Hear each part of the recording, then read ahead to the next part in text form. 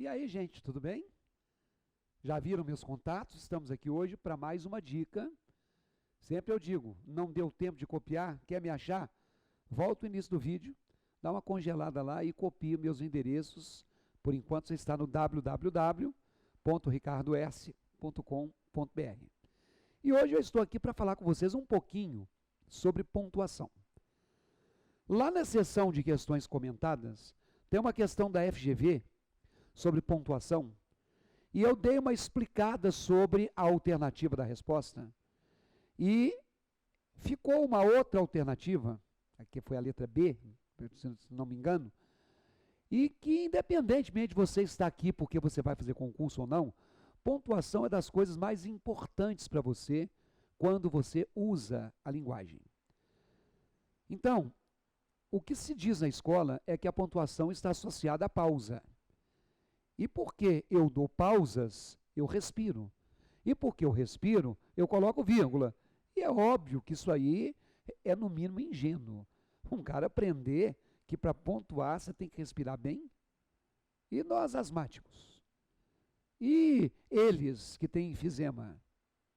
E você que está resfriado? E você que subiu 20 andares? Você vai virgular mais? Porque você respira mais? Não. Na verdade, pontuação tem a ver com a estrutura sintática da frase. Tem a ver com a ordem direta. Eu vou passar para vocês uma frase que está um carnaval de cores, para eu fazer um comentário. Olhem na tela comigo, querendo dar uma pausa depois para copiar, pode dar. Por enquanto, só acompanhe. As vizinhas da rua de cima criticaram o comportamento dos adolescentes do bairro. Você pode observar que tudo isso aí está diretamente colocado, sem nenhuma vírgula. Aí eu coloquei um termo de uma cor, grifei o verbo, coloquei um outro termo de uma segunda cor e um outro termo de uma terceira cor. Enfim, fiz um carnaval. Pega a frase. Qual é o sujeito dessa frase? As vizinhas da rua de cima. Ela é o sujeito. Qual é o verbo? Criticaram. Entre o sujeito e o verbo, eu nunca posso colocar vírgula, mesmo que eu respire. Porque se o sujeito é que faz a flexão do verbo, o verbo é plural porque o sujeito é plural, ou o verbo é singular porque o sujeito é singular, entre os dois não pode ter vírgula. Agora, quando eu digo que as vizinhas da rua de cima criticaram, você vai pensar, criticaram quem? Olha aí. Pode observar que depois do criticaram, o comportamento está em verde. Criticaram o quê? O comportamento. Entre o verbo e o que completa o verbo, você critica o governo, você critica o professor, você critica o seu filho e elas criticam o comportamento. Entre o verbo e o complemento do verbo, não pode ter vírgula também. Mas continuando. Elas criticaram o comportamento de quem? Olha aí. Elas criticaram o comportamento dos adolescentes, que está de uma outra cor para você.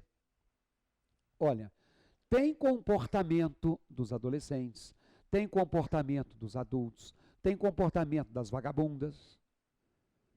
Se dos adolescentes especificam o comportamento de quem, esse termo complementa a outra palavra. Ele não pode se separar. Mas eu falo que as vizinhas criticaram o comportamento dos adolescentes. Aí o curioso fala, mas adolescente de onde? Olha lá, tá aí.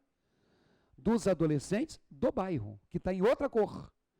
Não são os adolescentes da cidade.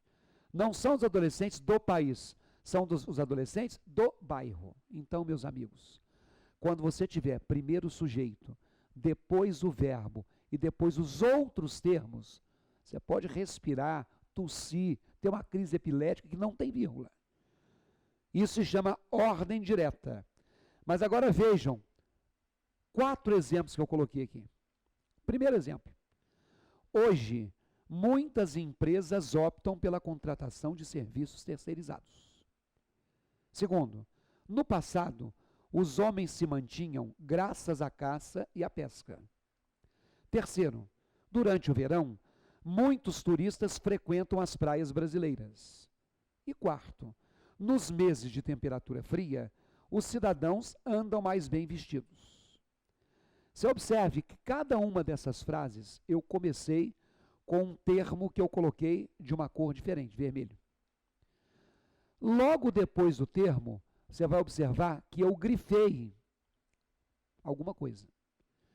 Essa alguma coisa que eu grifei foi o sujeito de cada frase. Acompanhe comigo. Na frase 1, muitas empresas é o sujeito do verbo optar.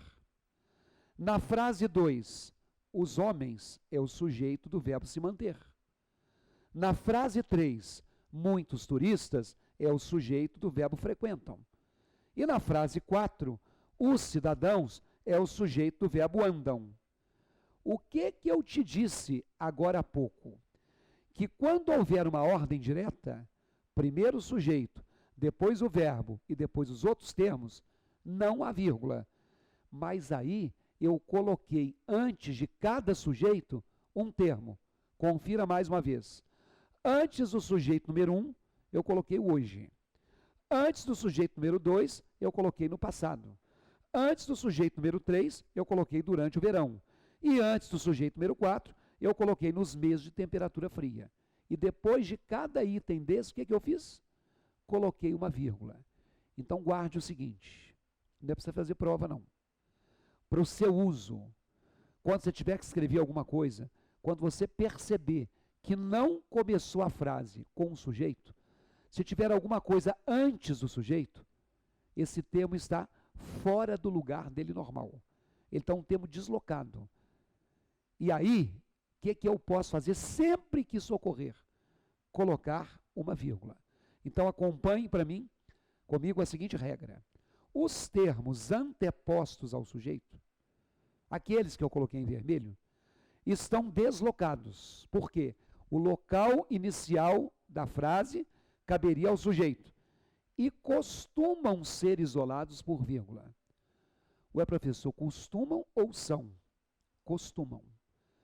Porque aí sim, para quem vai usar, pode colocar sempre. Mas para quem vai fazer prova, algumas vezes a vírgula é obrigatória, outras vezes a vírgula é facultativa. Quando é que a vírgula é obrigatória? Acompanhe na tela.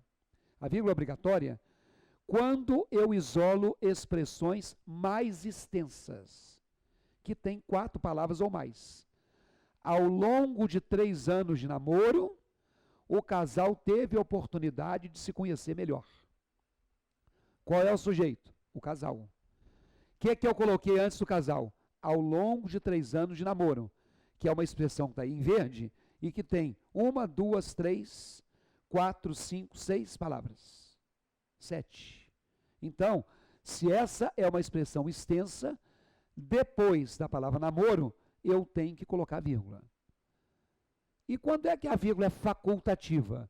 Quando é que, se ela for colocada, ela está certa, mas quando ela não for colocada, ela está certa também. Está aí na tela. Olha o que está na tela. A vírgula é facultativa para isolar expressões menores ou termos isolados. Por exemplo, nos maus momentos, o casal teve a oportunidade de se conhecer melhor. Nos maus momentos, são 3 palavrinhas só. Logo, essa vírgula depois de momentos, eu posso colocar, se eu quiser, ou eu posso não colocar, se eu não quiser. Resumindo, para usar, colocou qualquer coisa antes do sujeito, taca a vírgula. Para fazer prova, só é obrigatório se tiver 4 palavras ou mais. Agora voltem àquelas frases que, se você copiou, você vai analisar. Olha lá, frase 1. Essa vírgula depois do hoje é facultativa, uma palavra só. Essa vírgula depois de no passado é facultativa, 2 palavrinhas. Essa vírgula depois de durante o verão é facultativa, 3 palavrinhas. Mas essa vírgula depois de nos meses de temperatura fria é obrigatória, 4 palavrinhas. E a pessoa tem coragem de falar que pontuação é respirar? Então, Deus te dê bastante oxigênio. Se não, vai estudar. Hoje foi uma aula basicaça de pontuação. Por uma dica, é até grande. Se quer o curso completo, vai aguardando aí, que nós vamos ter em breve um curso completo de português.